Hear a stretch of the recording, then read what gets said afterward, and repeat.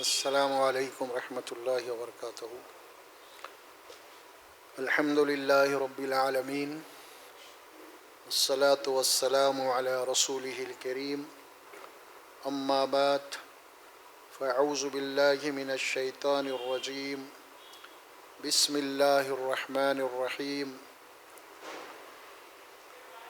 ربنا اننا سمعنا منادیا ینادی للایمان ان آمنوا بربکم فآمنا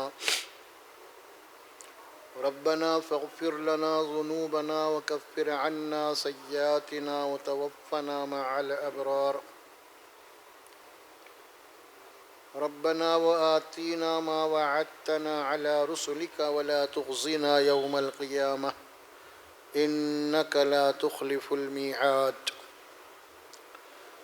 فاستجاب لهم ربهم أني لا أضيع عمل عامل منكم من ذكر أو أنثى بعضكم من بعض فالذين هاجروا وأخرجوا من ديارهم وأوذوا في سبيلي وقاتلوا وقتلوا لأكفرن عنهم سيئاتهم ولأدخلنهم جنات تجري من تحتها الأنهار ثوابا من عند الله والله عنده حسن الثواب صدق اللہ العظیم۔ یہ چوتھا پارہ ہے۔ سورہ آل عمران کے 3 آیات ہیں جو تلاوت کی گئی ہیں، 194 اور 195۔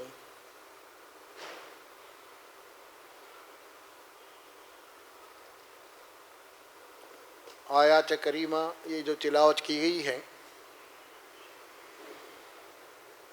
ہجرت کے حساب سے ہم آج ماہ محرم کی غالباً 4 تاریخ ہے۔ آگے بڑھنے سے پہلے کچھ بنیادی باتیں آپ کے سامنے رکھوں گا انشاءاللہ۔ قرآن مجید میں اللہ نے سورہ توبہ میں یہ ارشاد فرمایا ہے، ان عدت الشہور عند اللہ 12 شہرا یوم خلق السماوات والارض۔ اللہ نے جب سے اس کائنات کو بنایا ہے، تبھی سے اللہ نے سال کے 12 مہینے بنائے۔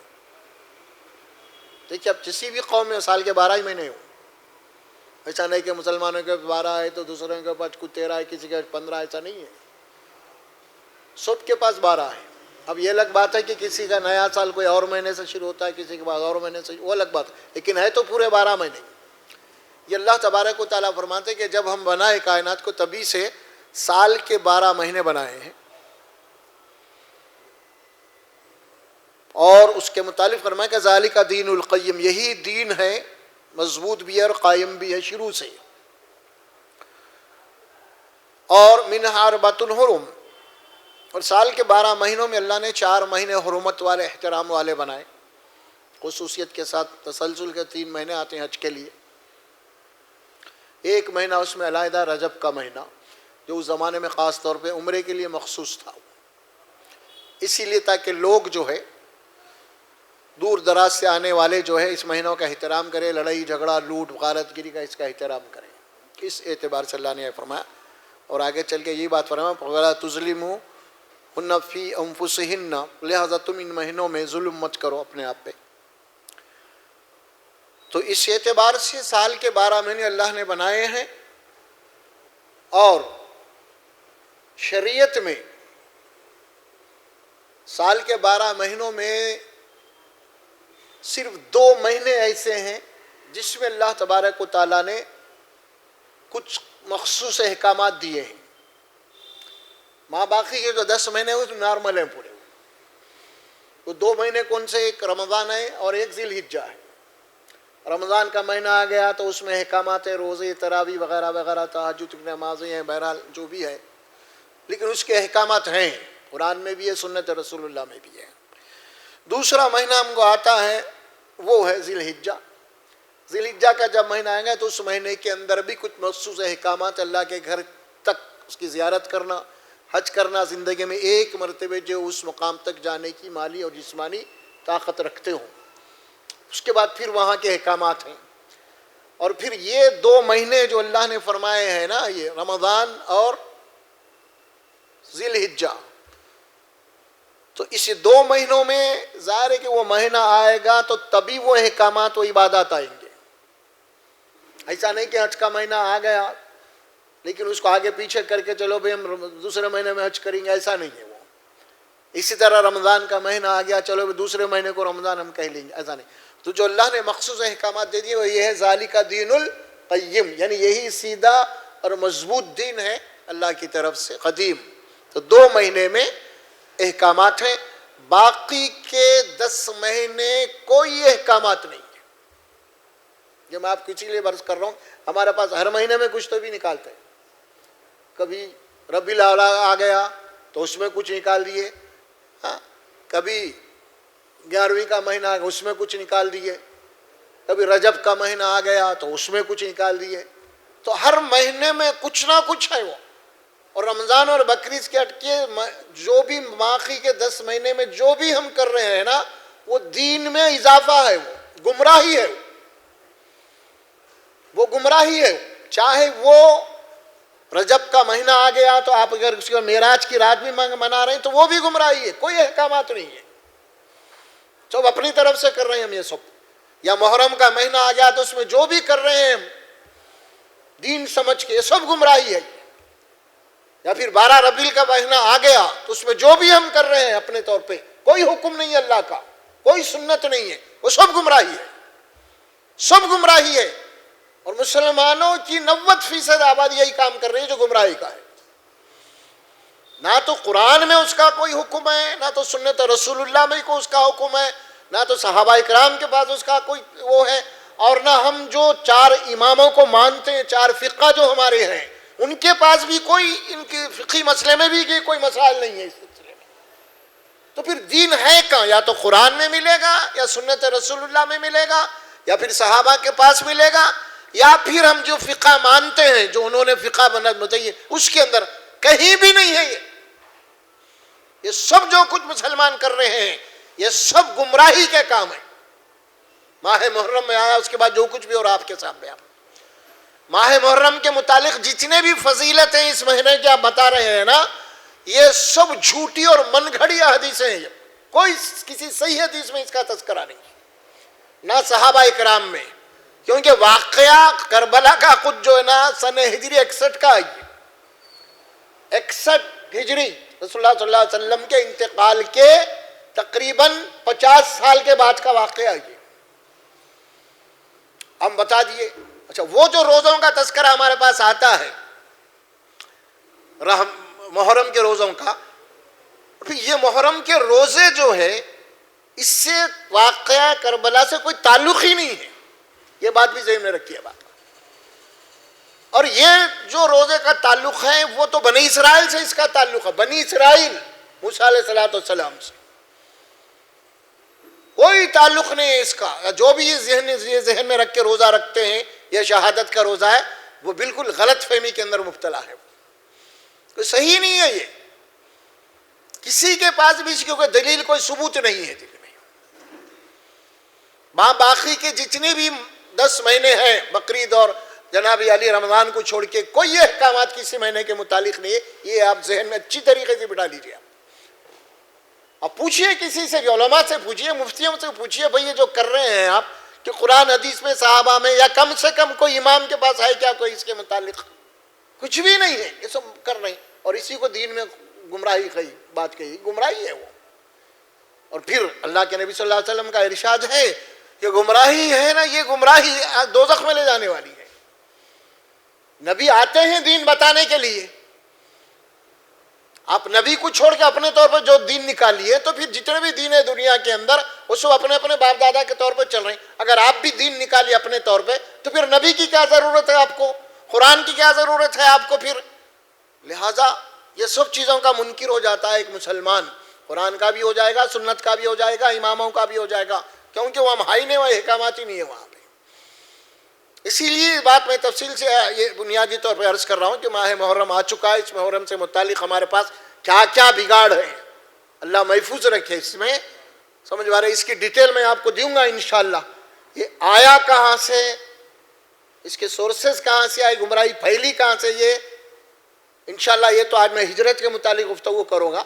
پھر اس کے بعد آنے والے جمعہ میں انشاءاللہ تبارک و تعالی شہادت کی حقیقت کیا ہے, شہادت کا فلسفہ کیا ہے, شہادت قرآن نے شہادت کسے کہا ہے, اس کے اوپر گفتگو کریں گے. پھر اس کے بعد والی جمعہ میں تفصیل سے ماہ محرم میں جو بگاڑ پیدا ہوا ہے آیا کہاں سے, اس کے متعلق بھی گفتگو کریں گے. بات کھل کے سامنے آ جائے گی آپ کو, کیونکہ سارا بگاڑ جو آیا ہے نا وہ یہیں سے آیا ہے اصل. اس کو جاننا بہت ضروری ہے. تو وہ جو روزے سے متعلق ہے وہ بات بھی کلیئر کر دوں گا میں آپ کو کہ یہ روزہ جو ہے اہل مکہ بھی رکھا کرتے تھے. رسول اللہ صلی اللہ علیہ وسلم کے آنے سے پہلے چل رہی تھی بات مکے میں, لیکن ایک روزہ رکھتے تھے. پھر اللہ کے نبی ہجرت کر جب مدینہ چلے گئے تو وہاں پہ بھی روزہ کو دیکھا کہ یہودی بھی روزہ رکھ رہے ہیں. اللہ کے نبی نے معلوم کیا کہ یہودی روزہ رکھتے ہیں تو کیوں رکھتے ہیں پوچھو. تو جب ان سے پوچھا گیا تو انہوں نے کہا کہ ہم روزہ اسی لیے رکھتے ہیں کہ 10 محرم کو اللہ تبارک و تعالیٰ نے ہم کو فرعون کے عذاب سے نجات دی تھی. فرعون کو اللہ نے غرق کیا تھا اس دن, میں اس کے لشکر کے, تو ہم اللہ کے شکرانے میں یہ روزہ رکھتے ہیں. تو اللہ کے نبی نے فرمایا ہم تم سے زیادہ حقدار ہیں موسیٰ کے علیہ الصلوۃ والسلام, لہٰذا ہم 2 روزے رکھیں گے, 10 یا 9 کو رکھیں گے یا 9 یا 10 کو رکھیں گے. تو یہ اتنی سی بات آتی ہے بس ختم. اور یہ بھی نفل روزہ ہے. اور پھر جب یہ بات آپ نے کہی مدینے میں جانے کے بعد, پھر اس کے بعد 1.5-2 سال کچھ کم سال کے بعد پھر رمضان کے روزے فرض ہو گئے. آپ جانے کے بعد میں رمضان کے روزے فرض ہونے کے بعد اللہ کے نبی نے اعلان کروا دیا ہے کہ جتنے بھی روزے نفل رکھا کرتے تھے لوگ غیر رمضان میں, اب رمضان کے روزے فرض ہونے کے بعد باقی روزوں کی کوئی اہمیت باقی نہیں ہے, سب کا درجہ نفل میں آ گیا. وہ اب جو بھی فضائل ہیں گے اور رمضان سے پہلے کی احادیث ہیں وہ سارے, اس کے بعد رمضان کے 30 روزے جب فرض ہو گئے 1 مہینے کے, اس کے بعد باقی جتنے بھی روزے یہاں پر رکھ رہے ہیں اس کی کوئی اہمیت نہیں ہے. اہمیت سے مراد یہ ہے کہ رمضان کے روزوں کے مقابلے میں روزہ ایک عبادت ہے, اگر نفل بھی ہے تو اس کی اپنی جگہ اہمیت ہوگی, لیکن رمضان کے روزوں کے مقابلے میں تو ہمارے پاس یہ جو چیزیں ہیں نا بہت ساری عقیدے ہیں کہ فلاں روزے رکھ لو تو سارے گناہ معاف ہو جائیں گے, اس قسم کی باتیں. اب رمضان کے روزے, اب یہ محرم کے روزوں کے متعلق ہمارے پاس حدیثیں آ رہی, رمضان کو یعنی یہ محرم کا روزے رکھ لو تمہارے ایک اگلے گناہ معاف بھی پچھلے گناہ معاف بھی. ایسا نہیں ہے معاملہ. جہاں کہیں بھی اس قسم کی الفاظ آتے ہیں احادیث میں تمہارے گناہ معاف ہو جائیں گے, تو وہ گناہ کون سے ہوتے ہیں معلوم, ہر گناہ معاف نہیں ہوتا. وہ گناہ معاف ہوتا ہے جو آپ کے عبادات میں آپ سے کوئی خطا ہوئی ہو, آپ کے عبادات میں, نماز میں, روزوں میں, حج میں, فلاں جو بھی اللہ کی طرف سے آپ کے اوپر عبادات جو فرض کی گئی ہیں, وہ عبادات میں جو کوتاہی جو خطا ہوئی ہے آپ سے, تو وہ گناہ معاف ہوں گے. یہ گناہ معاف نہیں ہوں گا کہ میں زنا کر لوں روزہ رکھ لوں معاف ہو جائیں گا, چوری کر لوں معاف ہو جائیں گا, میں آپ کا مال کھا گیا ہوں روزہ رکھ لو معاف ہو جائیں گا, میں آپ کی جائیداد پہ قبضہ کر لوں جا کے عمرہ کر کے آؤں گا معاف ہو جائیں گا. عقل بھی نہیں مانتے نا اس کو. کون سے گناہ معاف ہوں گے, وہ گناہ ہے. اس کو ہمیشہ ذہن میں رکھیے. آپ کوئی بھی حدیث جب آتی ہے اس میں یہ بات آتی ہے کہ تمہارے گناہ معاف کر دیے جائیں گے, تو وہ گناہ ہے اللہ تبارک و تعالیٰ کی عبادات سے متعلق جہاں پہ آپ سے کوتاہی ہوئی ہے, کیونکہ اللہ اور بندے کا معاملہ ہے, اللہ غفور الرحیم ہے. لیکن کوئی ایسا گناہ ہے جو میں آپ کو تکلیف دیا ہوں یا آپ کا مال کھا گئے ہوں, میں جا کے عمرہ کر کے آ رہا ہوں, وہ رہا کہ میں معاف نہیں ہوگا جب تک کہ میں آپ کا مال آپ کو ادا نہ کروں اور آپ سے معافی نہ مانگوں, وہ گناہ معاف نہیں ہو سکتا. یہ اسلام کی بنیادی تعلیمات ہیں. شیطان ہم کو بھٹکا کے رکھ دیا ہے, جناب علی وہ کر دو یہ کر دو سب بخشے جائیں گے, سب نہیں, سب غلط باتیں ہیں. غلط فہمی ہے, شیطان کا بہت بڑا دھوکہ ہے اس سلسلے میں, اس کو ذہن میں رکھیے. اور یہی وجہ ہے شاید ہماری اصلاح نہیں ہو رہی. ہم کچھ مسجد بنا دیا, ہم سمجھ رہے ہیں لوگوں کے دنیا کے جائیداد خرید لیے, کھا گئے, ایک مسجد بنا دیا. کیا کہا اس سے؟ ظلم اپنی جگہ ہے. قرآن کہتا ہے کہ فَمَن يَعْمَلْ مِثْقَالَ ذَرَّةٍ خَيْرًا يَرَهُ وَمَن يَعْمَلْ مِثْقَالَ ذَرَّةٍ. پھر اب یہ کیا مطلب ہوا؟ جو بھی تم کرو گے تمہارے سامنے آئے گا, وہ سیدھی بات ہے. تو بہرحال یہ بنیادی باتیں کچھ تھی. اب آتے ہیں ہجرت کی طرف. اصل میں یہ آیات جو سلسلے میں آئی ہیں, دیکھیے میں پڑھ رہا ہوں آپ کے سامنے.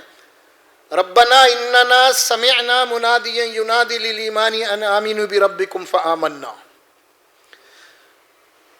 اللہ نے جب رسول اللہ صلی اللہ علیہ وسلم کو نبی بنا کے بھیجا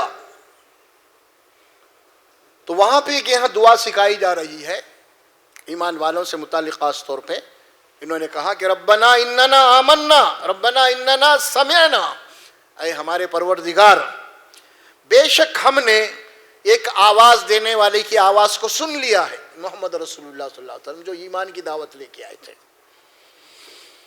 ہم ایمان لائے, سمجھ لیجیے اب آپ. اننا سمعنا منادیا ینادی للایمان, جو ایمان کی دعوت دے رہا تھا, پکار رہا تھا ایمان کے لیے. ان آمنوا بربکم, اور اسی دعوت یہ کہ تم اپنے رب کے اوپر ایمان لاؤ جو تمہارا پالن ہار ہے, جو تمہارا رزاق ہے, جو تمہارا خالق ہے, جس نے تم کو پیدا کیا ہے. تمہاری موت و حیات جس کے اختیار میں ہے, تمہاری ہر سانس جو ہے دھڑکن دل کی اس کے اختیار میں ہے. اس رب کے اوپر تم ایمان لے آؤ, وہ تمہارا رب ہے. فرمایا ان آمنوا بربکم فآمنا, کہ جب یہ دعوت دی رسول اللہ نے تو کہا صحابہ کرام ایمان والوں نے کہ ہم ایمان لا لیے. بس ہم ایمان لائے اس رسول کی دعوت کے اوپر. اب ہم تو اعتراف کر لیے کہ رسول اللہ صلی اللہ علیہ وسلم جب آئے دعوت لے کے یہ پیغام اسلام کا, اب تو ایمان تو لا لیے. اس سے پہلے مشرک تھے, جو بھی تھے بہرحال. اور یقیناً رسول اللہ صلی اللہ علیہ وسلم کے آنے سے پہلے اہل مکہ پورے مشرک ہی تھے. 360 بت رکھے ہوئے تھے وہاں پہ, سب ان کی عبادت پوجا پاٹ ہوتی تھی. یہ وہی لوگ ہیں جن کے متعلق یہ بات آ رہی ہے, صحابہ کرام جو ایمان لائے. ہم ایمان لا لیے. اب ایمان لانے کے بعد صحابہ کرام جو ایمان لائے ان کی تڑپ کیا ہے؟ اللہ سے کیا مانگ رہے ہیں یہ لوگ؟ اے اللہ, ایک آواز دینے والے کی آواز کو ہم نے سن لیا ہے, اس نے پکارا کہ ایمان لانے, اور ایمان لا چکے ہیں. اب یہ ایمان تو لا لیے ہم, اس ایمان لا لیے کہ دیکھیے اب دل کی گہرائیوں سے جو بات آ رہی ہے وہ ہے میں مسئلہ ہے. کوئی ایسا اقرار نہیں تھا جناب علی کہ اب رسمی طور پہ کچھ کلمات پڑھ لیے جائیں, سمجھ میں آ رہا.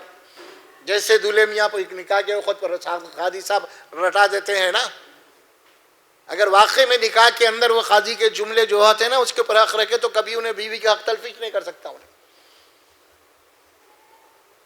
اسی طرح نہیں ہے ایمان. یہاں جو فرمائی گئی کہ کیا ہے ایمان تم لا چکے ہیں, لیکن یہ ایمان ایک تڑپ ہے. اب کیا مانگ رہے ہیں اللہ سے ایمان لانے کے بعد؟ ربنا فاغفر لنا, اے ہمارے پروردگار ہماری تجھ سے ایک ہی درخواست ہے, ایمان سے پہلے ہم سے جتنے بھی گناہ غلطیاں اس سے معاف کر دے. دیکھیے کیونکہ ایمان کی بات آ رہی نا, ایمان لا لیے ہم, اب ہم کیا چاہتے ہیں؟ ہماری مغفرت ہو جائے, ہماری نجات ہو جائے, ہم کو جہنم کی آگ سے بچا لے تو. یہ تڑپ تھی ایمان میں, ایمان کی یہ تڑپ تھی. ربنا فاغفر لنا, اے ہمارے رب بس ہم کو بخش دے ذنوبنا, ہمارے گناہوں کو, وکفر عنا سیئاتنا, اور ہمارے جو سیئات ہیں, ہمارے جو بدکاری ہیں اس کو ہم سے دور کر دے, اسے دفن کر دے. وتوفنا مع الابرار, اور ہمارا خاتمہ ایمان والوں کے ساتھ کر دو. یہ ہے دعا.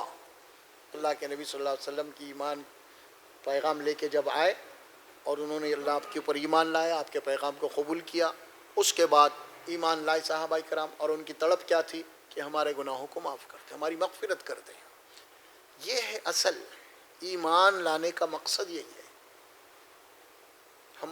ہماری نظر جو ہے آخرت پہ ہو, مغفرت پہ ہو, तड़प सबसे बड़ी, देखिए सबसे बड़ी हमारी, अगर हमारे ऊपर सबसे बड़ा जो है अल्लाह का कोई फजल हो सकता है, वो फजल सबसे बड़ा यही है कि अल्लाह हमको जहन्नम की आग से बचा के जन्नत में दाखिल किया। ये सबसे बड़ा फजल है अल्लाह का, इससे बड़ा कोई फजल नहीं है, इससे बड़ी कोई नेमत नहीं है।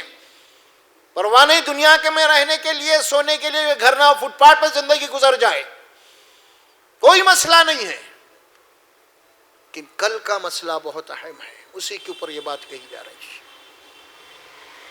सामने हदफ है ये ईमान, मकसद आखिरत सामने होना। इस बात को बताने के लिए आपको एक रेफरेंस दूंगा मैं।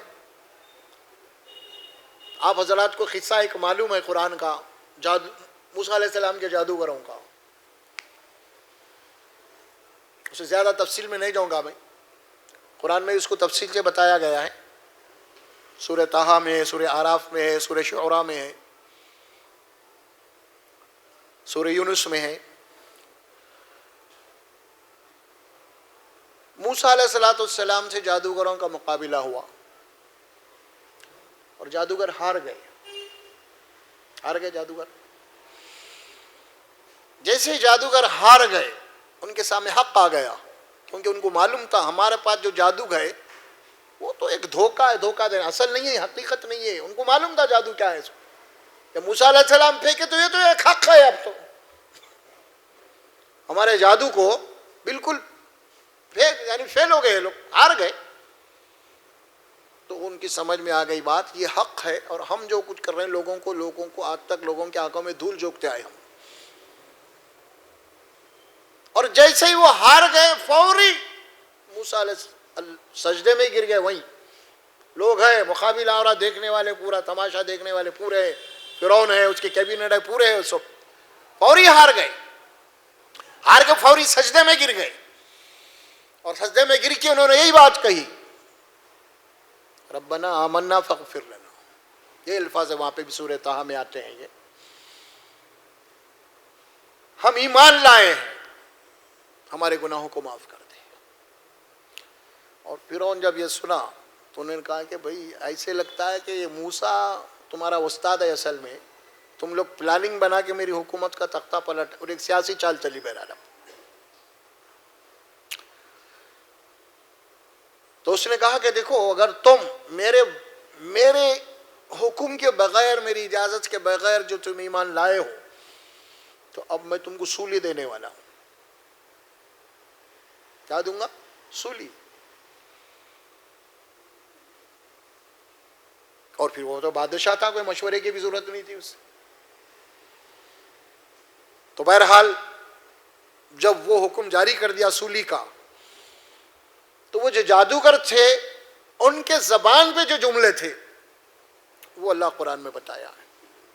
वो कहते हैं कि ला गैरा, कोई परवाह नहीं, दे दे सूली। फग़ज़ी मा अंता क़ाज़ इन्नमा तग़ज़ी हाज़िल हयाती दुनिया, तो जो करना है कर ले। बोले क्या कहा जादूगरों ने? तो जो करना है कर ले। फग़ज़ी मा अंता क़ाज़, कर क्या सकता है तो ज्यादा से हमारी दुनिया खत्म कर सकता है। इन्नमा हाज़िल हयाती दुनिया है ना, और क्या है तेरे इख्तियार में? कुछ भी नहीं है, जो चाहता है तू कर ले। तो कर क्या सकता है? ज्यादा से ज्यादा हमारी दुनिया खराब कर सकता है। उसके बाद के जो जुमले हैं वो फिरौन को बोल रहे हैं वो लोग, ऐ फिरौन सुन ले, इन्ना आमन्ना बिरब्बिना लियग़फ़िरा लना ख़तायाना। ऐ फिरौन, दुनिया की कोई हकीकत नहीं है अब हमारे पास। हम ईमान इसीलिए लाए हैं कि अब तक हमसे जो कुछ भी गुनाह हुए हैं, हमारी तमन्ना ये है अल्लाह हमको बख्श दे और हमको जन्नत में डाले, हमारी खताओं को माफ कर दे। वही आयत है, ये भी सहाबा किराम को भी आयत आ रही है।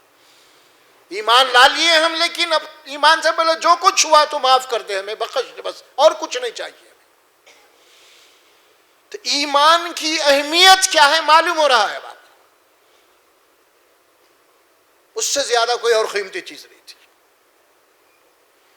वो तवफ़ना मअल अबरार, ربنا وآتنا ما وعدتنا علی رسلک ولا تخزنا یوم القیامہ،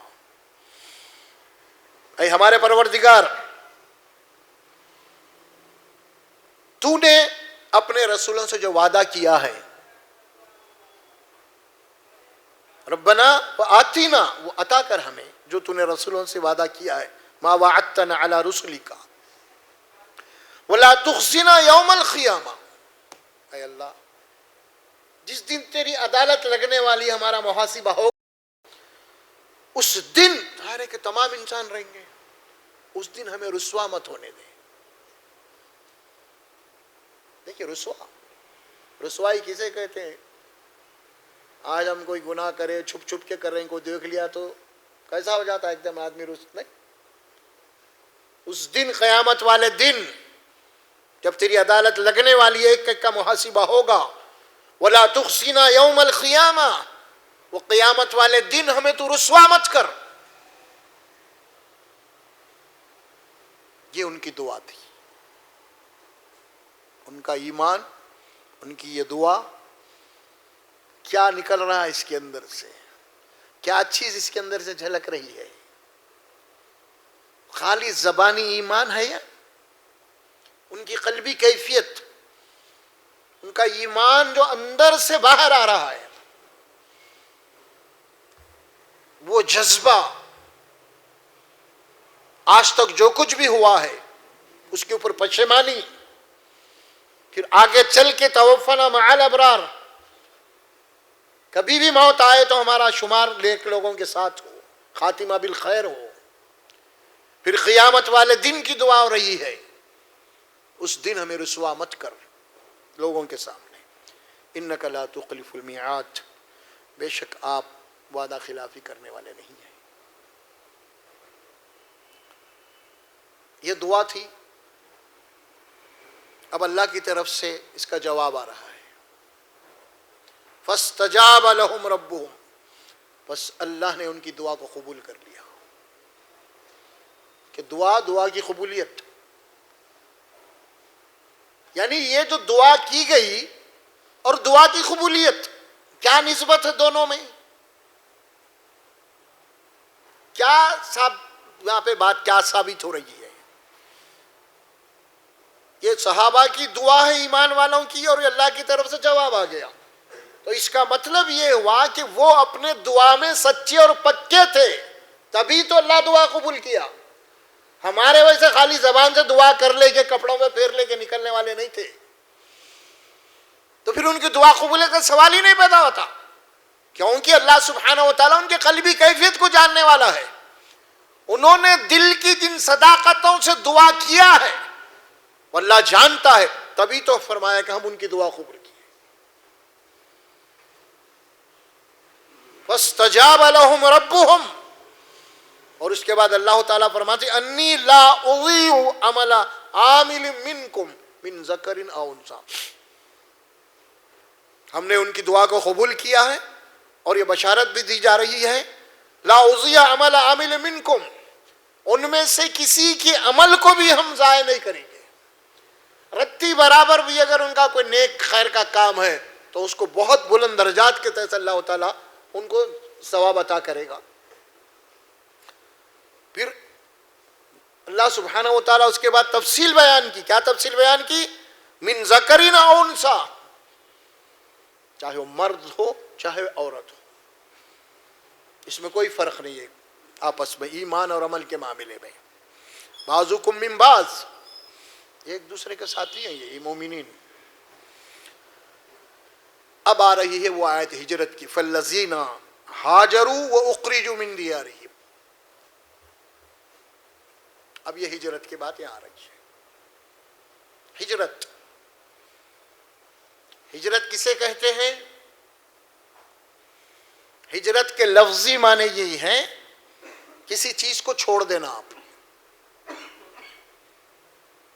کسی بھی چیز کو چھوڑ دینا، اور اس کو شریعت کی اصطلاح میں ہجرت کے معنی یہ ہے کہ جو لوگ ایمان لانے کے بعد ان کے اوپر جو مصائب اور مشکلات آئے، اپنے ایمان کو بچانے کے لیے انہوں نے اپنے وطن کو چھوڑا، اپنے جائیدادوں کو چھوڑا، اپنے مال و دولت کو چھوڑا، اپنے رشتہ داروں کو چھوڑا، یہاں تک کہ اپنے بیوی بچوں کو بھی چھوڑ دیا، خالی نکل گئے. اسے کہتے ہیں چھوڑ دیا سب کو. اب ایمان کے لیے صرف ہجرت. تاریخ ہجرت یہیں سے ہوتی ہے. فالذین ہاجروا واخرجوا من دیارہم واوذوا فی سبیلی، اور جو لوگ ہجرت کے لیے اپنے وطن کو چھوڑا، واخرجوا من دیارہم، اور جن کو اپنے گھروں سے نکال دیا گیا، واوذوا فی سبیلی، اور میرے راستے میں بہت تکلیفیں برداشت کی گئے لوگ. یہ ہے اصل. ہجرت کو سمجھیے آپ. آج سن ہجری 1443 اسلامی کیلنڈر جو بنا، اسلامی سال ماہ محرم سے شروع ہوتا ہے اور اس کا اختتام ذی الحجہ پہ ہوتا ہے، 12 مہینے. اور یہ اسلامی کیلنڈر حضرت عمر فاروق کے دور میں بنا. جب اسلام پھیلا تو تاریخ کی ضرورت پڑ گئی ان لوگوں کو، تو بہرحال مشورے کہتے تو انہیں کب سے کرنا، ہم کہاں سے شروع کریں گے تاریخ ہماری. کیبنٹ کو بلایا، عمر فاروق رضی اللہ تعالیٰ نے سب صحابہ کرام سے مشورہ دیا.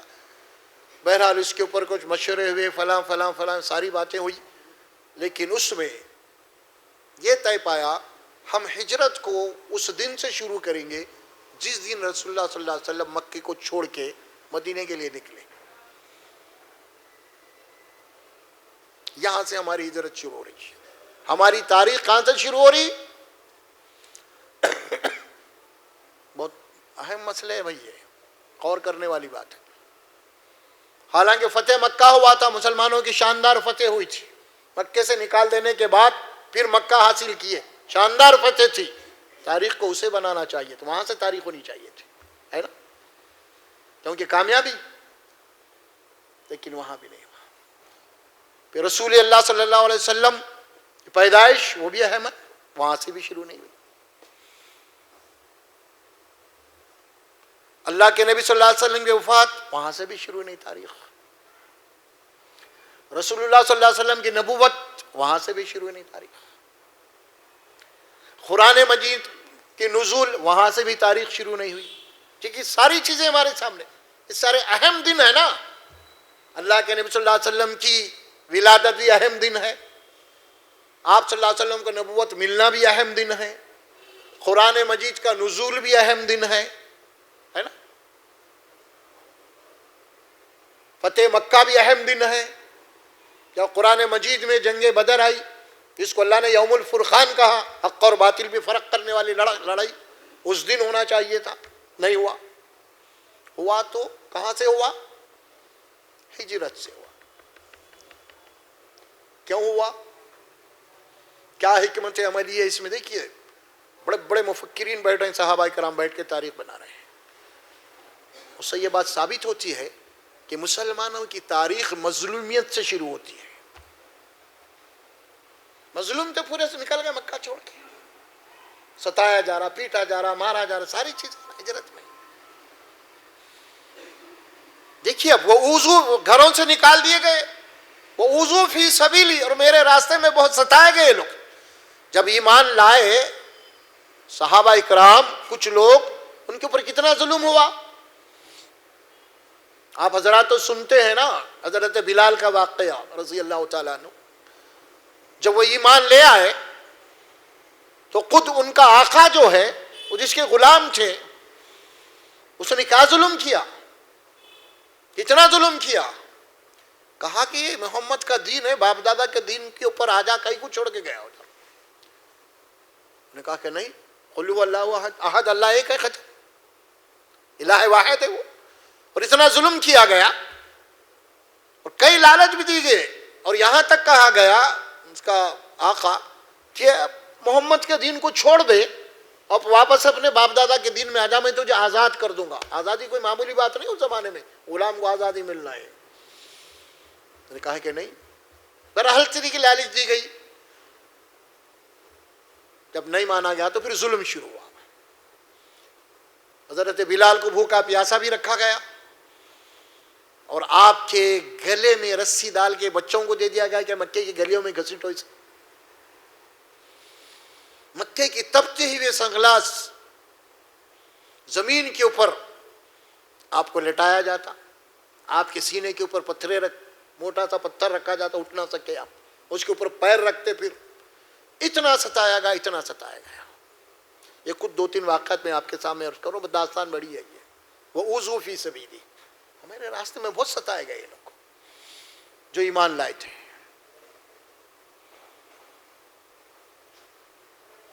حضرت خباب بن ارط رضی اللہ تعالیٰ عنہ یہ بھی ایمان لائے.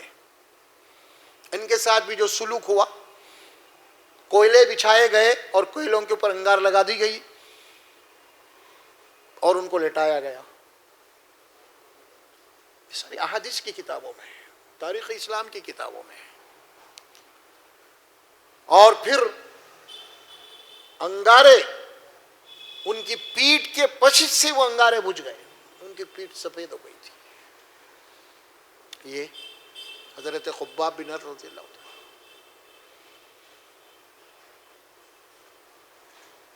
اسی طرح حضرت مصعب بن عمیر رضی اللہ تعالیٰ, یہ مکے کی بہت ہی مالدار ماں کا بیٹا تھا, ایک بہت ہی خوبصورت, مشابہت میں چہرے کے رسول اللہ صلی اللہ علیہ وسلم سے ملتے جلتے تھے. جنگ احد میں جب یہ شہید ہو گئے تو لوگوں نے, چونکہ مشابہت ملتی تھی تو رسول اللہ صلی اللہ علیہ وسلم شہید ہو گئے, یہ افواہ ان کی وجہ سے پھیلی تھی.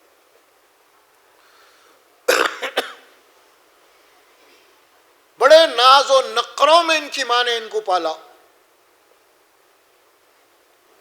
تاریخ کی کتابوں میں, حدیث کی کتابوں میں ان کے متعلق یہ بات آتی ہے, اس زمانے میں ان کی ماں جو ہے ان کے کپڑے, ان کے جوتے یمن سے منگوا کے پہنواتی تھی. اور جب باہر نکلتے تو 4 غلام آگے 4 پیچھے. اتنے ماں کا چہیتا مالدار, جس گلی سے گزرے محسوس ہوتا تھا کہ مصعب بن عمیر ادھر سے گئے. بہرحال ایک دن رسول اللہ صلی اللہ علیہ وسلم کا پیغام ان کے کان میں پڑا, کیونکہ فطرت سلیمہ پہ قائم تھے. بات سمجھ میں آ گئی, انہوں نے لبیک کہا, قبول کیا ایمان. کچھ دن تو چھپتے چھپتے رہے یہ لوگ. اس کے بعد ایک دن ان کی ماں کو پتہ ہی چل گیا کہ یہ ایمان لایا ہے. تو ماں نے بہرحال بہت سمجھایا. اس کے بعد جتنا سمجھانا تھا سمجھایا, اس کے بعد نہیں سمجھے تو ماں نے ان کو قید کر دیا, بھوک پیاس, بہت ظلم کیا. یہ بڑے ایمان کے اوپر, ایمان جب آ گیا دل میں ختم. بہرحال ماں تنگ آ گئی. بہرحال آج ان کے جسم سے کپڑے اتاروا لیے, ننگا کر دیا, اور ایک ٹاٹ کا ٹکڑا حضرت مصعب اپنے جسم سے لپٹے, اور رسول اللہ صلی اللہ علیہ وسلم اس وقت دوسرے ایک مقام کے اوپر, دار ارقم میں آپ کا مرکز تھا, وہاں پہ آپ وہاں پہ چلے گئے. اللہ کے نبی صلی اللہ علیہ وسلم نے جب یہ حالت دیکھی تو آپ کے آنسو آ گئے. تو بہرحال یہ قربانیاں تھے ان کے. بہت سارے صحابہ اکرام کی قربانی ہیں. صہیب رومی ایک صحابی ہیں جو سنار یا لوہار کے کاروبار کرتے تھے یہ, اور یہ مکے کے وطن, انہیں باہر جا کے مکے میں بس گئے تھے یہ. مورخین لکھتے ہیں کیونکہ خالی ہاتھ آئے تھے, جب یہاں پہ کچھ کاروبار وغیرہ کر کے کچھ اثاثہ جمع کر لیے تھے, یہ بھی ایمان لائے. لیکن جب مکے سے ایک ایک کر کے ہجرت کر کے جا رہے تھے مدینہ, تو یہ بھی اپنا بوریا بستر باندھ رہے تھے. جب کچھ لوگوں کو پتہ چلا کہ یہ بھی جا رہے ہیں تو آ کے گھیر لیا مشرکین نے, گھیر لے کے سارے تیر و تلوار نکال لی. تو بہرحال وہ بھی مزاحمت کے لیے تیر و تلوار نکالے. تو انہوں نے مشرکین نے ان کے سامنے ایک تجویز رکھی، دیکھو تم جا سکتے ہو، لیکن جو مکہ جا آئے تھے تم خالی ہاتھ تھے، یہ جو مال و اسباب فلاں فلاں لوہا سونا جو بھی ہے تم یہاں چھوڑ کے تم خوشی سے جا سکتے ہو۔ حضرت رومی نے فرمایا کہ اس سے بڑی کیا بات ہے، تم خوشی سے اس کو لے لو، مجھے جانے دو، اور ہجرت کر کے اپنا سب کچھ چھوڑا اور خالی ہاتھ چلے گئے۔ اللہ کے نبی کو جب خبر پہنچی جو وہاں جانے کے بعد، تو آپ نے اے مصعب بہت بہترین سودا کی ہے تم نے۔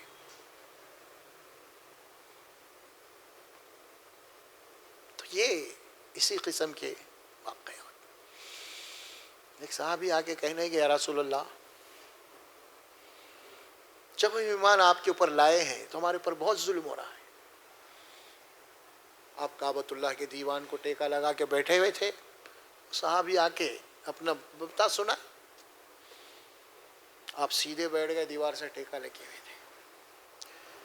انہوں نے کہا کہ دیکھو، تم سے پہلے جو قومیں گزری ہیں انبیاء کی، وہ جب ایمان لائے تو ان کے ساتھ کیا سلوک کیا گیا معلوم ہے؟ زمین میں گڑھے کھودے گئے، ان کو اتارا گیا اور ان کے سروں کے اوپر سے آرے چلوائے گئے، لوہے کی کنگھیاں بنوائی گئی، ان کے جسموں کو نوچا گیا۔ صبر کرو۔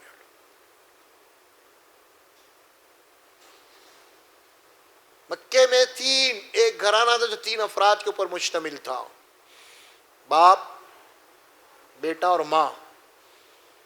یہ بھی ایمان لائے۔ ابو جہل ان کا دشمن بن گیا، اتنا ستارا پوچھے، روزانہ آنا مارنا، روزانہ مارنا۔ ان کی ماں کا نام حضرت سمیہ رضی اللہ تعالی عنہ، ان کے باپ عمار، یاسر، بیٹے عمار، باپ کو اتنا مارا، حضرت یاسر کو آنا آ کے بڑے پانی کے برتن میں ان کو چہرہ ڈبا کے ان کئی دیر تک ان کو تکلیف دینا، اتنے تکلیفیں دیا کہ وہ اندھے ہو گئے۔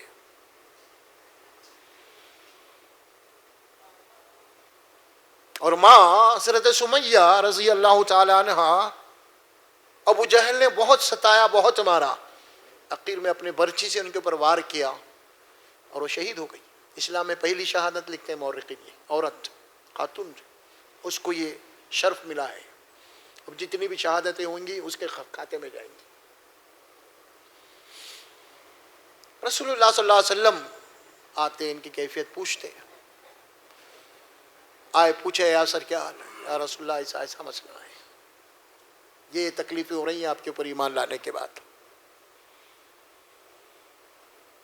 سنا ہے انہیں، اپنی ببیتا سنا ہے اللہ کے نبی کو۔ یہ ساری باتیں سننے کے بعد رسول اللہ صلی اللہ علیہ وسلم جو ارشاد فرمایا وہ قابل غور ہے قیامت تک کے لیے۔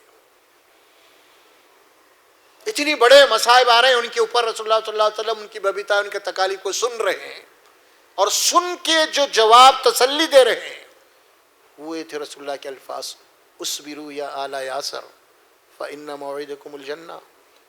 اے یاسر کے گھر والوں، تم صبر کرو، برداشت کرو، اللہ نے تمہارے ساتھ جنت کا وعدہ کیا ہے۔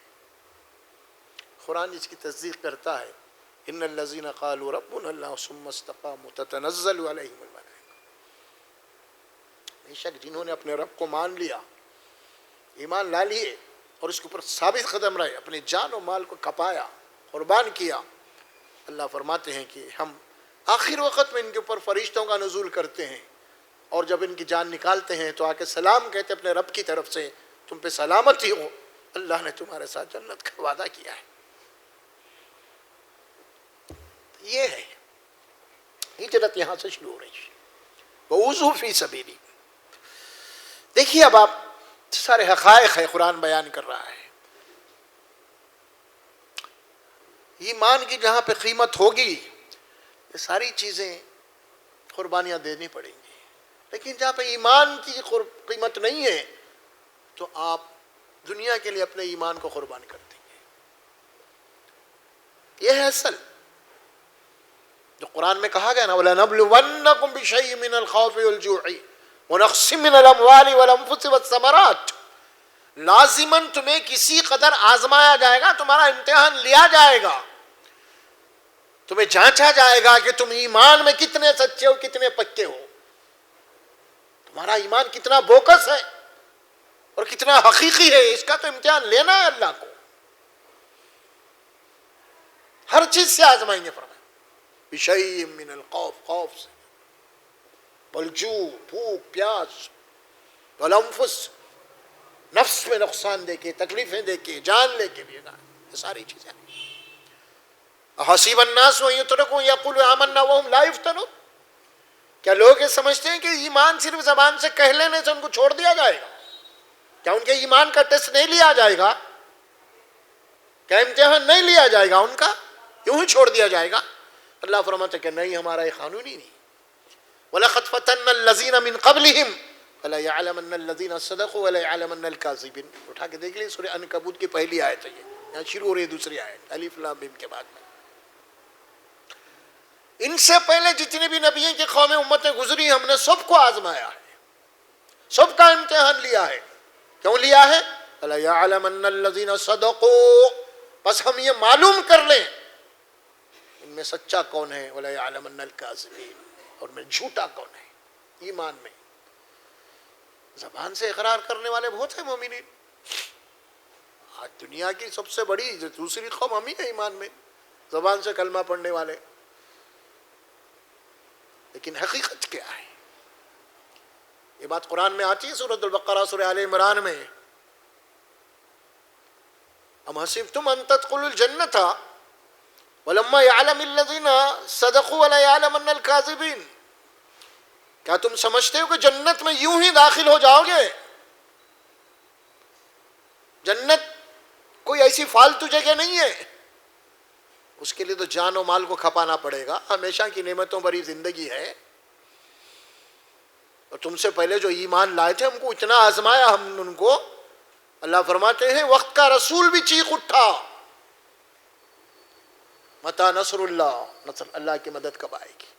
الا ان نصر اللہ قریب، اللہ جواب دیا کہ اللہ کی مدد تمہارے بالکل قریب ہے، لیکن صرف تم امتحان میں کامیاب ہونا ہے، بس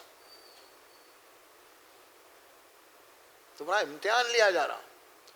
یہ جو حالات آ رہے ہیں ہمارے اوپر، ایمان والوں کے سب کے اوپر، مومن کے لیے امتحان نہیں، شکوے شکایتیں، شکر نام کی کوئی چیز ہی نہیں ہے۔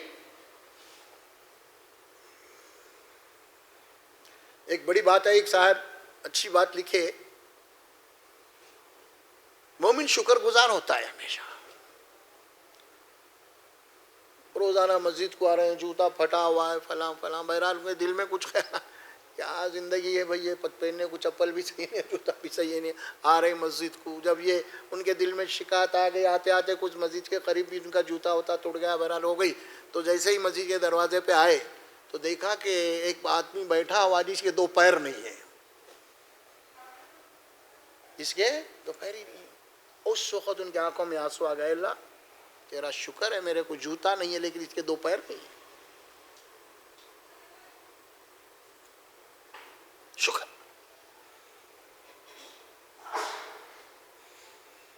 پھر اس نے دیکھا جس کے دو پیر نہیں، وہاں پہ گندا تھا، اس نے شکر ادا کیا، اللہ تیرا شکر ہے دو آنکھ تو ہے میرے کو، پیر نہیں تو کیا دنیا تو میں دیکھ رہا ہوں۔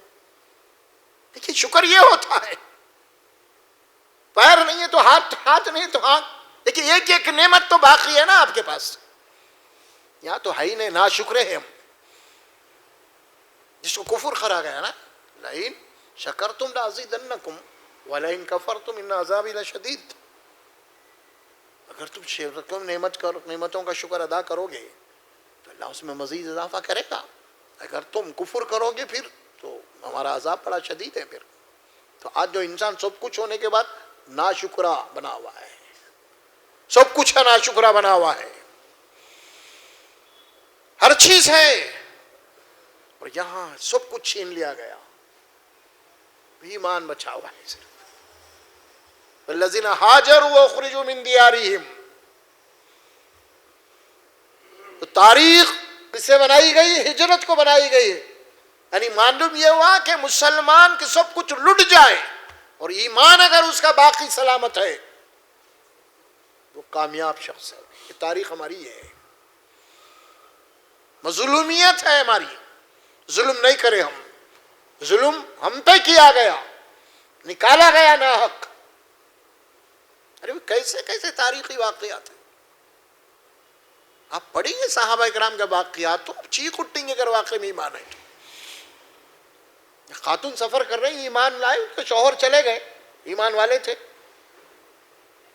وہ ایمان لالے تھے, لیکن ان کی بیوی کو چھین لیا انہوں نے, مشرکین نے. یہ ہماری بیٹی ہے, تم نہیں لے جا سکتے. چھوٹا بچہ ہے, دودھ پیتا, اور روزانہ بیچاری وہ اپنے شوہر کے غم میں رو رہی ہے, آنسو بہا رہی ہے.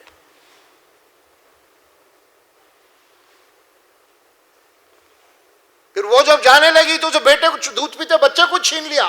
تم جانا تو جاؤ, یہ بچہ ہماری قوم کا ہے. بچے کو لے لیے. بھائی فالذین ہاجروا واخرجوا من دیارہم, ان کو گھروں سے نکالا گیا. وَأُوذُوا فِي سَبِيلِي, میرے راستے میں بہت ستائے گئے وہ لوگ, بہت تکلیفیں برداشت کی ہے. کیسے کیسے واقعات آ رہے ہیں. ہم کو تو کھانے پینے ہر چیز میں ہے الحمدللہ. دسترخوان پہ 4-5 ڈشز رکھے ہوئے ہیں, دعوتوں پہ دعوتیں ہو رہے ہیں, پہننے کے کپڑے, کچھ ذری تکلیف ہی نہیں ہے, لیکن پھر بھی ہم ناشکر ہیں. پھر بھی کیا حال ہے, بھی پریشان ہے, پریشان ہے. کس کی بات کی پریشانی ہے, کس بات کی پریشانی ہے.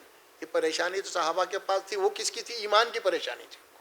کہیں ہمارا ایمان لٹ نہ جائے, ہماری آخرت تباہ نہ ہو جائے. دنیا ہوتی ہے, لے لو دنیا, ہم چلے جا رہے ہیں یہاں سے.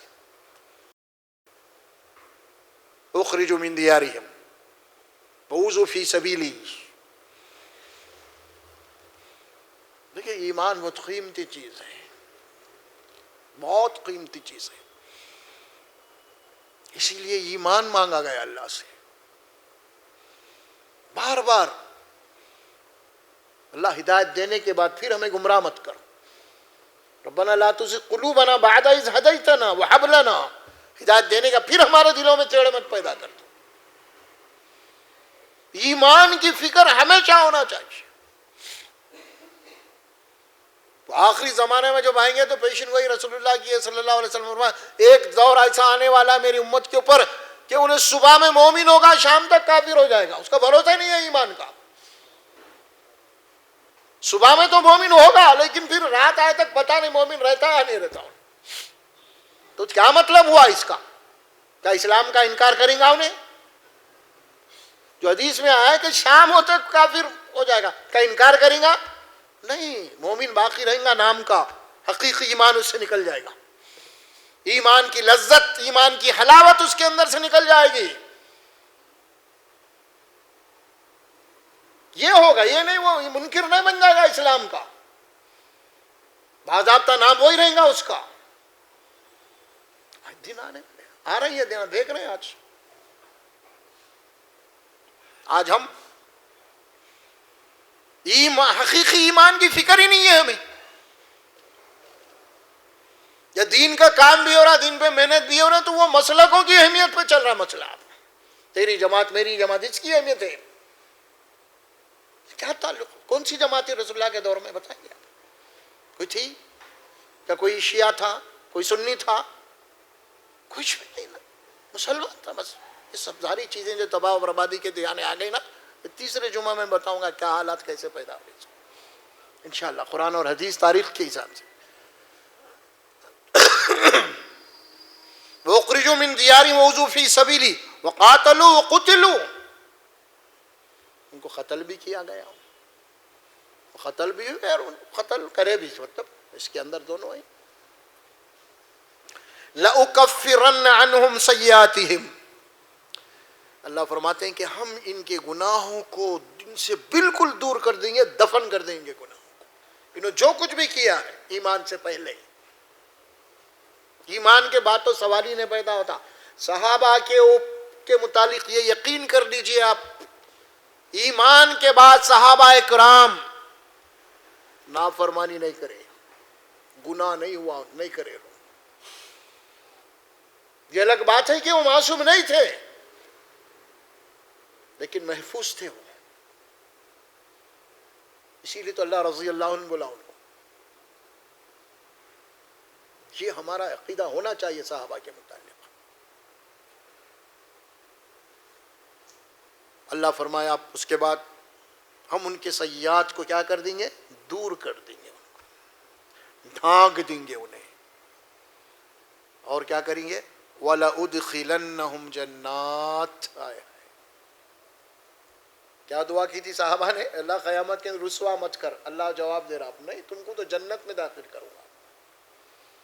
تمہاری دعا کو میں قبول کرنے ہوں. اب تمہاری قربانی ہمارے سامنے ہے.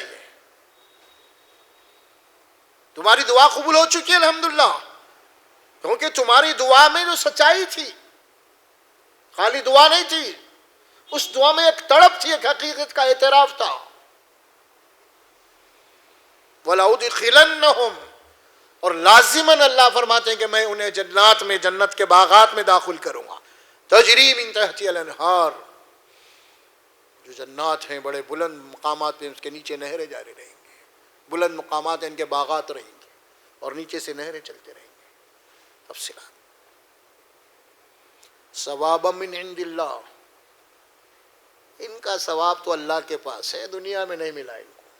آخرت میں اللہ فرماتے ہیں وہاں ہے، جب محفوظ ہے ان کا ثواب. واللہ عندہ حسن الثواب،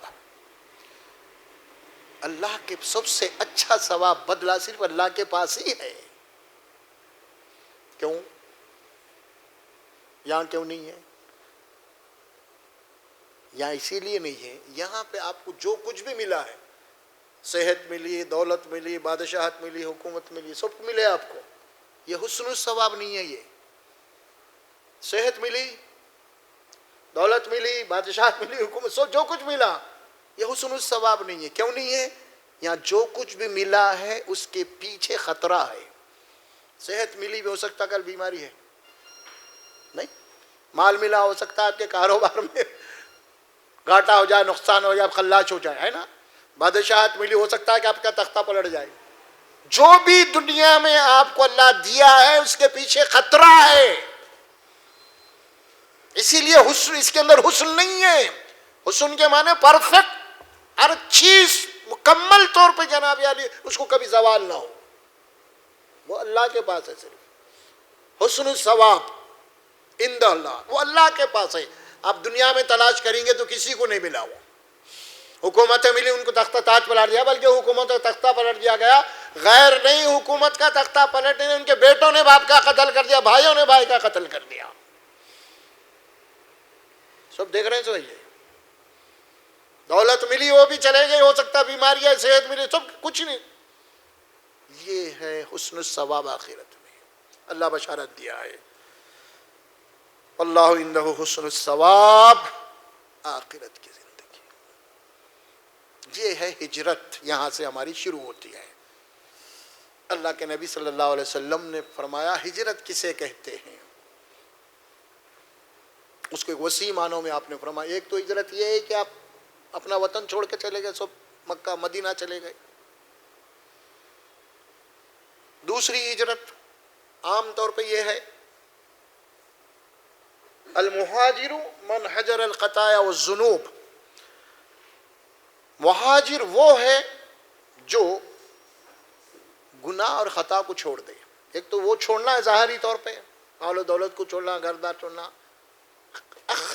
حقیقی کیا؟ حقیقت میں وہ کام چھوڑ دے جو اللہ سے ناراض ہوتا.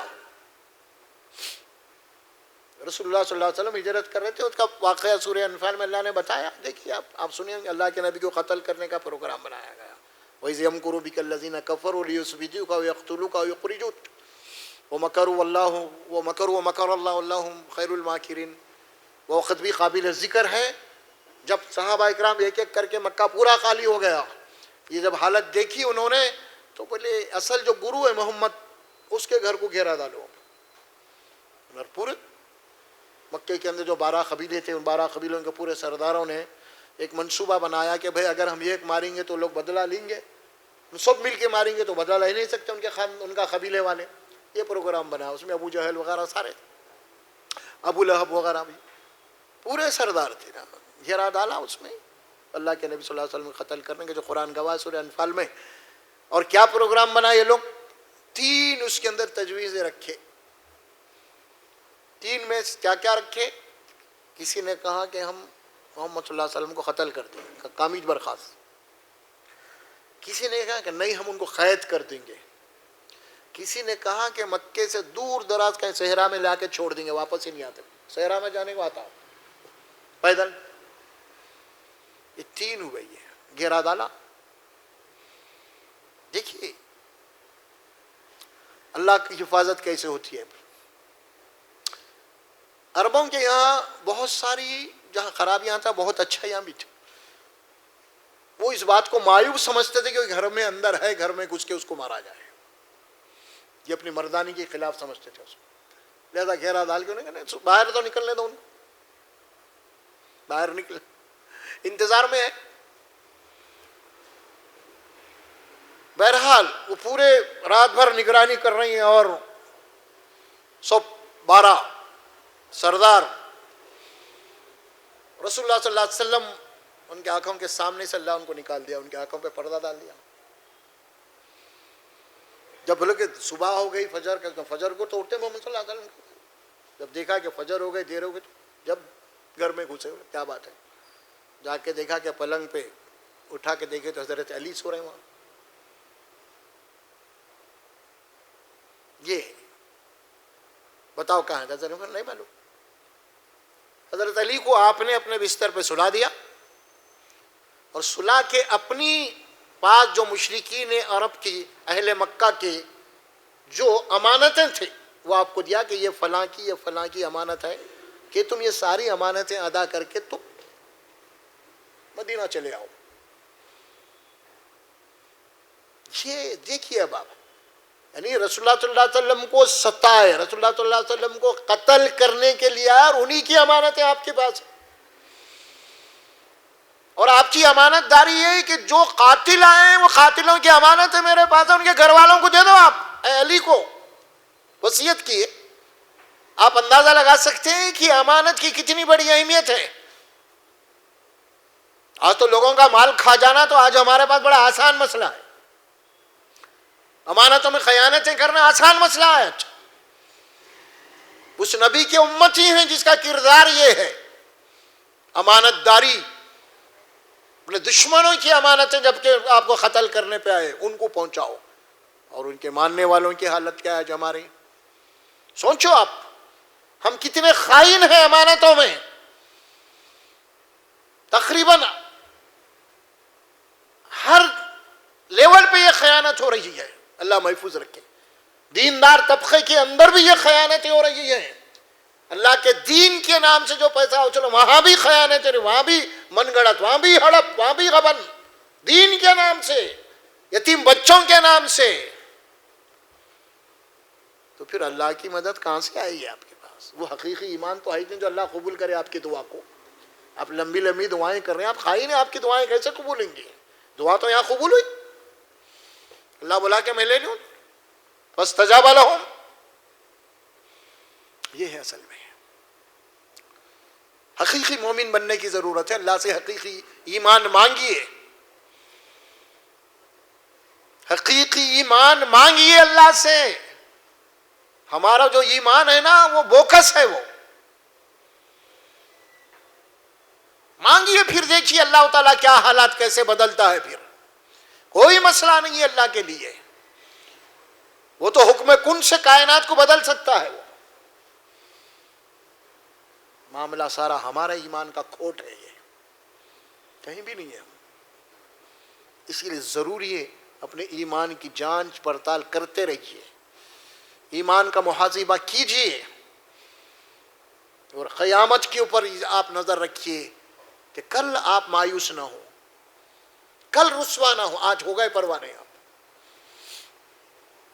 وہاں نظر، وہاں ٹارگٹ، وہاں ہدف، تو پھر انشاءاللہ یہ دنیا صحیح گزرے گی ہماری. جب دنیا کی ہمارے پاس اہمیت ہی نہیں تو کیا مسئلہ ہی نہیں ہے ہمارے پاس. کیسا بھی چلانا ہے اپنے کو, چلتی رکھانا. چلتی کا نام گاڑی ہے بھائی, رہنا ہی کس کو ہے. آپ سفر کر رہے ہیں, راستے میں بہترین درخت مل گیا, بیٹھ گئے. اب اس کو گھر تو نہیں بناتے درخت کو, آپ تھکے ہوئے کچھ دن آرام کر لیے, وہاں سے پھر اٹھ کے نکل جاتے. یہی معاملہ دنیا کا ہے. کچھ دیر کے لیے ایک سایہ ہے یہاں پہ رہنا, اس کے بعد نکل جانا ہے. رہنا کسی کو نہیں ہے یہاں پہ. اور یہ جو آئے آپ کے کورونا کے 2 لہر, اس میں دیکھا آپ نے کیا حالت ہوگی. قیامت سے قیامت کو دیکھ لیا آپ نے, قیامت سے پہلے قیامت کو دیکھ لیا آپ نے. جو قرآن مجید میں آیات آئی تھی قیامت سے متعلق, وہ پورا منظر آج جب کرونا میں دیکھ لیے. باپ مر گیا تو لے کے جاؤ بھائی, لے کے جاؤ بول دیا. ماں مر گئی, بہن مر گئی, بیوی مر گئی, ہم نہیں آتے بھائی, چلے جاؤ آپ. تو قیامت میں بولے تھے نفسا نفسی بول کے اللہ, لیکن اللہ بتا دیا یہاں پہ چھوٹی قیامت. دیکھو تم پھر کیا حال ہے. تو بہرحال ایمان کو آپ تازہ رکھنا ہے تو قرآن مجید کو آپ کثرت سے پڑھیے, سمجھ کے پڑھیے آپ, کیونکہ قرآن جو ہے آپ کے ایمان کو جگاتا ہے. یہ قرآن ایک روشنی ہے, قرآن ایک آپ کی روح کی غذا ہے. قرآن دین قصے کہانیوں کا نام نہیں ہے, نعت اور قوالیوں کا نام نہیں ہے. دین نام ہے اللہ کی کتاب کا, قرآن کا. اس کو چھوڑ دیا ہم آج, انہیں کچھ بولیا, انہیں کچھ بولیا, انہیں وہ ثواب, انہیں فضیلت, یہ چکر میں سارا چلے آ رہے لوگ. قرآن کو تو چھوڑ ہی دیا ہے. قرآن کچھ پڑھ لیے, تھوڑا بہت تلاوت کر لیے, نہیں بھائی سمجھ کے پڑھو, دیکھو کیا بول رہے ہیں اللہ. تو بہرحال انشاءاللہ آج جو باتیں ہوئی آپ کے سامنے بڑی ہی عبرتناک ہیں. یہ ہمارے لیے اس میں بہت سبق ہے. اللہ ہمیں جو ہے وہ ایمان عطا فرمائے, وہ ایمان کی حرارت عطا فرمائے. میں اللہ سے دعا کرتا ہوں اللہ سبحانہ و تعالی مجھے اور آپ کو بولنے اور سننے سے زیادہ عمل کی توفیق عطا فرمائے. بارک اللہ لی ولکم فی القرآن العظیم ونفعنا وإياكم بالآيات والذكر الحكيم برحمتك يا رحمن. السلام علیکم.